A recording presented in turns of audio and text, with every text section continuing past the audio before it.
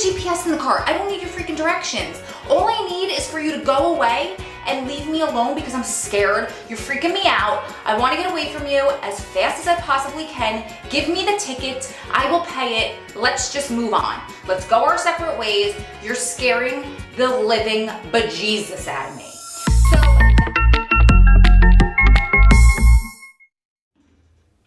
All right, Mother Nature, I'm going to need you to cooperate with me and not start storming. I hope you guys can't hear the thunder, and I hope the power doesn't go out. Hi guys, welcome back to my channel. Today I want to talk to you about all of the times I've been pulled over on the way to visit. Consider these cautionary tales. And before I get started, well, first of all, welcome to my channel. If you're new here, please make sure you hit that subscribe button below so you never miss a future video. Second of all, I have a couple of shout outs to do before we get into these crazy stories. So first things first, I am wearing my friend Jess's merch. Please excuse the booty shorts. It is really hot. Look how cute this Be Kind shirt is. And let's show you the back. It says,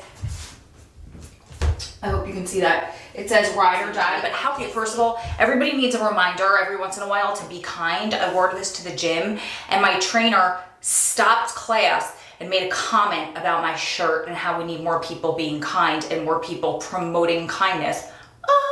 Second shout out is to my girl Gigi, who inspired my space buns today. She recently filmed a video for SPWF where her hair was so cute and in some space buns. And you know what, you guys, you are never too old to express yourself in your makeup and your hair and your manicures and your clothing, of course, and your fashion in any way that works for you. Have fun with your creative expression. If you want to wear pigtails at 40, wear pigtails at 40.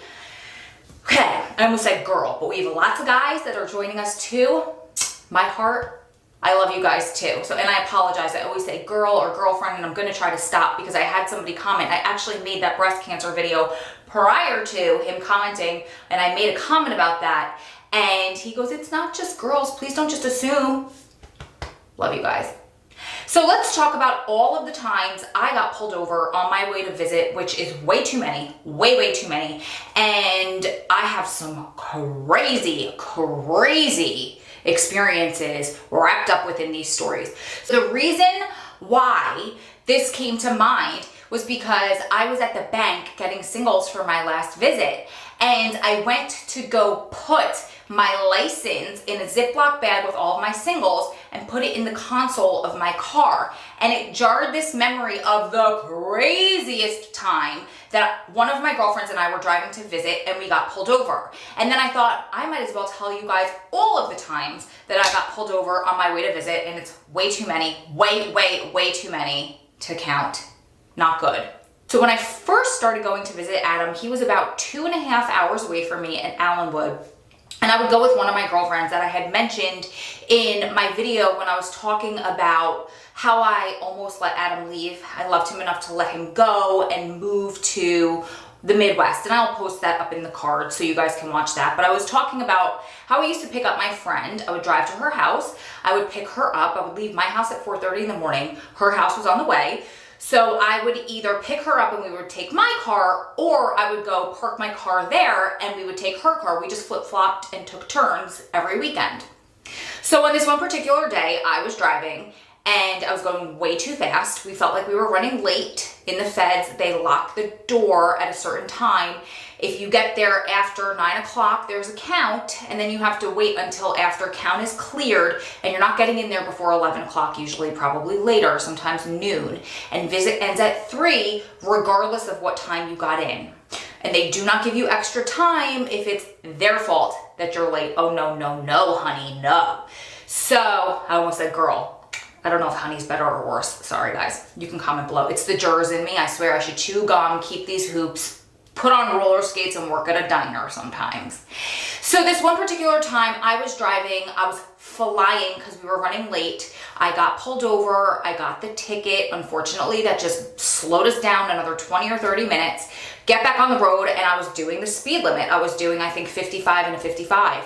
And my friend's like, come on, step on it. You already got a ticket. You're not going to get another one now. Raise your hand in the comments or a thumbs up if you've gotten 2 tickets in one day, because I know plenty of people have, and I am certainly not going to take those points or have to pay now like $500 because they don't play with the fines here for tickets for you to tell me to speed. No, if you want to drive, you're more than welcome to drive and potentially get a ticket, but we're not doing it on my dime. Girl. That was the first time I got pulled over on the way to visit. I had about 2 more times on the way to Allenwood with that girl, us being stupid, young, and immature, and just speeding our little heinies off to get to visit. And every single time I would get pulled over on the way, I would say to her, please don't tell Adam. I'm not telling Adam I got pulled over. And the second he walked in the room and sat down after we greeted each other, I'd be like, I got another ticket. And he would be like, please slow down, because they worry about us on the road. So if you don't want to slow down for yourself, slow down for them. So after that, that girlfriend's boyfriend moved across the street to the Medium facility. They were in High at the time. And Adam, a couple of months later, moved to McKean. So now I'm on the road for 6 hours. And at this point, I don't know why I always do this. I take the day off of work the day before I go out so I could drive the 6 hours, check in, and then I can go to visit in the morning. Shout out to all of my ladies and gentlemen who drive through the night all that time because you can't get off of work or you can't afford a hotel room. Power to all of you. I envy you so much because I have to use every vacation day that I'm allotted at work to drive out to visit, because if I do not sleep at night, your girl would be in prison myself, fired, or divorced, probably all 3. I turn into a cranky capital B when I am short on sleep. For some reason, when you're on the road that long, you just want to get there. Even though life's ironies, I speed and rush to get there so I can sit and wait in a hotel room and try to waste time so I can get to see him the next day. I don't get myself either. I'm sorry. So there were a couple of times that I got pulled over because I was speeding and I got tickets. The cops wrote them up because I was so far away from home. They wrote them up as failure to adhere to the speed limit versus the amount of miles per hour I was going over the speed limit, because one of them told me it would be considered reckless driving, and then the other once or twice they told me that I would have to come back and appear in court, so they were kind of doing me a favor. They were making money. These were about $250 per ticket, and I still, for some reason, did not learn my lesson. So those weren't too memorable, but here comes this one that I will never forget. I get pulled over, I was going fast. I was doing probably 95 in a 55 or a 65. Because up here, it goes back and forth. We haven't fully changed over to 65 yet. So, and I guess in my defense, although there is no defense for going that fast, it was a long stretch of country highway. There was nobody else on the road. I was listening to a book. I was kind of zoned out. It was towards the end. I was at least probably 5 hours into my 6 hour drive. And I was just flying without realizing it. I didn't have anybody else on the road to gauge myself. Again, not an excuse. Absolutely should never have been driving that fast. So I get pulled over and the cop comes up to my passenger side window and he said, "Do you know why I pulled you over?" And I said, "I was probably going a little fast." "Well, I don't know."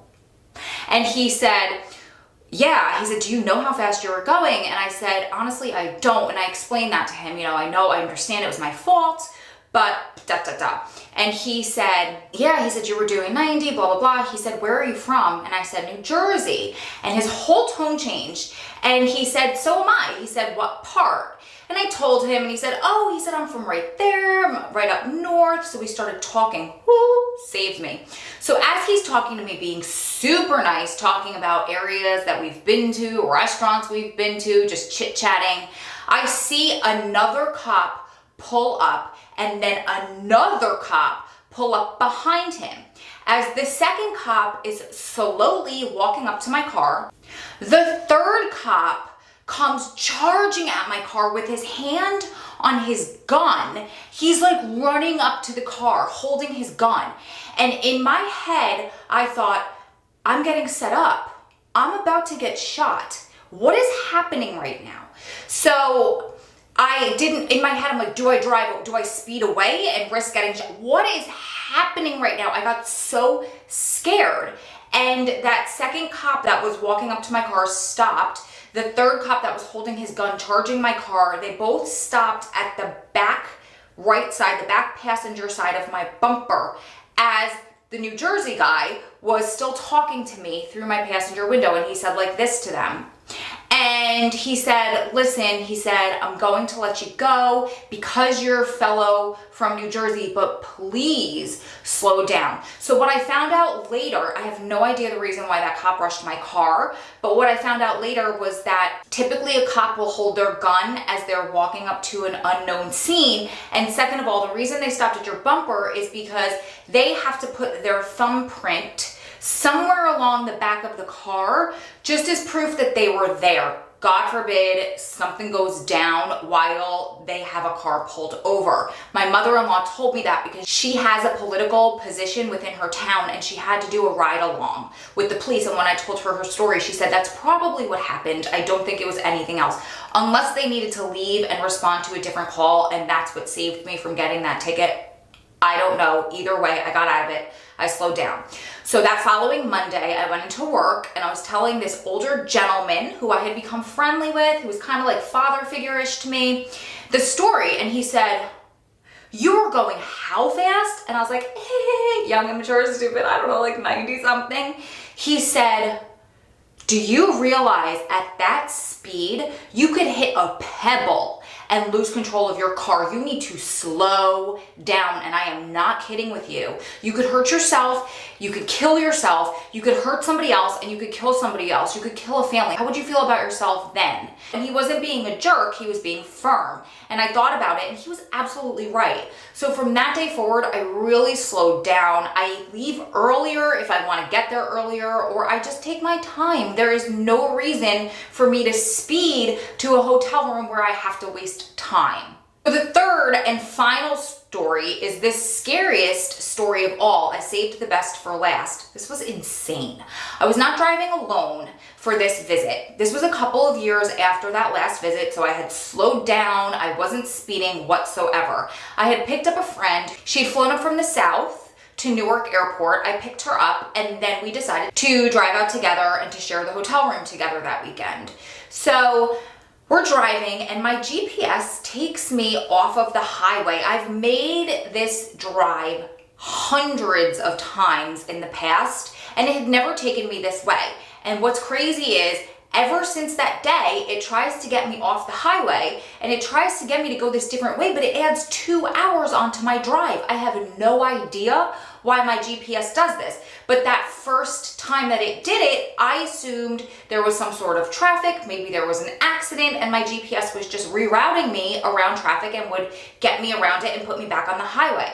That was not the case. It brought me down this long, crazy, windy mountain road through the country for 45 minutes until finally we reached kind of more of, it was like a freeway, not necessarily a highway. There were stores on either side. There was a gas station up ahead.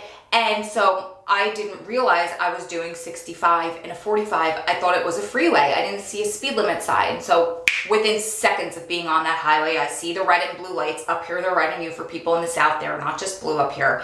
And I pulled over into this desolate parking lot of what used to be a tire store. There's nothing around us in this parking lot except for mud, gravel, and then kind of a rundown tire shop that's no longer in use, no longer in service. So the cop comes up to my window, the driver's side window, and he asks me for my license and my registration and the whole 9 yards. And so I said to him, I said, my license is in the middle console. Do you mind if I open this up and grab it? And he said, that's okay, get it. So I did. And he then said, how many people do you have in the car? And I looked at my friend in the passenger seat and I looked at the cop and I said, politely, but I said, there's 2 of us. And he said, are you sure? Do you have any other people in the vehicle? And I said, no. And he said, are you transporting any people? I said, no. He said, do you have anybody in the trunk? I said, no. He said, are you transporting anything illegal? I said, no. He said, are you transporting drugs? I said, no. So he continued to ask me all of these really crazy random questions. And then finally he said, where are you going? I said, I'm trying to get back onto Route 80. My GPS rerouted us. It just took us 45 minutes in the opposite direction, and it added 2 hours onto my trip. We're trying to get to Bradford, Pennsylvania from New Jersey. So he said, sit tight. And he goes back to his car, and he leaves us in there for probably it felt like 30 minutes. Who knows how long? And my girlfriend and I are looking at each other going, are we going to jail?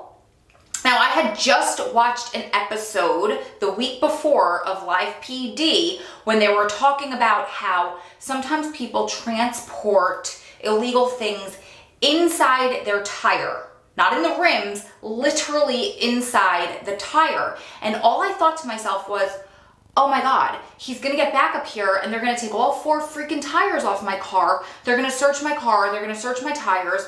They're never gonna get the tires back on the car after that. And I don't know when we're gonna get to freaking Bradford, because here we are 3-4 hours into the drive. We still have 2-3 hours to go. What is going on? Are we gonna get arrested? I didn't do anything wrong except for speed, which is wrong, but what's happening? It was a very country area. My friend and I were 2 different races. The cop was a different race. So we didn't know if we were being profiled. We didn't know what was happening, but we were scared out of our minds. And my friend, I have to say, she kept her cool way better than I did. She was trying to talk me down because I was nervous. And so finally, after what seemed like forever, it had to be 20 minutes or potentially more. He comes back to the car and he says, he, of course, wrote me the ticket and he gave it to me for speeding. And he said, what took me so long back there was, he said, I was trying to find a destination for you. I was trying to map out a route for you to get to where you're going, to get back to the highway. He said, unfortunately, I couldn't. You're a cop. You don't know how to get places in your city? Okay, whatever. You also don't know how to do your job because you just asked me all these crazy questions for a speeding ticket, but okay. He said, but there's a gas station about a mile up the road on the left. Stop there and ask them for the directions and they'll help you. I have a GPS in the car. I don't need your freaking directions. All I need is for you to go away and leave me alone because I'm scared. You're freaking me out. I want to get away from you as fast as I possibly can. Give me the ticket. I will pay it. Let's just move on. Let's go our separate ways. You're scaring the living bejesus out of me. So that is the craziest story I ever experienced. In fact, my girlfriend who was in the car with me that day just was awarded her loved one's early release. So the last time I saw her when I was at Visit, now this story happened a couple of years ago, I saw her right around Memorial Day a couple of months ago, and she took me and our other girlfriend out to dinner as a thank you, and we were reminiscing about all kinds of crazy memories that we have as prison wives. I know you guys have them too. If you have a loved one and you go to visit, you've experienced and seen some crazy things. But she was reminiscing about that story, and we were both saying how crazy it was. We didn't know if he was maybe new right out of the academy and this is protocol, but nobody really does it because there are 2 people in the car. You could see that there's nobody else in the car. Or the only other thing I thought was maybe that there was something going on at that point and they were looking for fugitives. I don't know, but let me go. So that was an expensive ticket as well, but at that rate, I did not care. Just give me the ticket. I will get an extra job to pay it off as long as you let me go and leave me alone. So those are my fun stories. Let me know in the comments below if you've experienced anything crazy like that. If you guys like these type of story times, let me know in the comments below and I'll do more of these. I get different answers from different people. Some people like vlogs, some people like hacks, some people like life coaching, some people love story times. So let me know what you like in the comments below and I will be sure to do more of that because honestly, I'm here for you. You guys keep staying strong, keep loving strong, keep supporting one another through this journey because you're one day closer to it all being behind you. Lots of love from my heart to yours. I will see you, beautiful ladies and gentlemen, in the next one.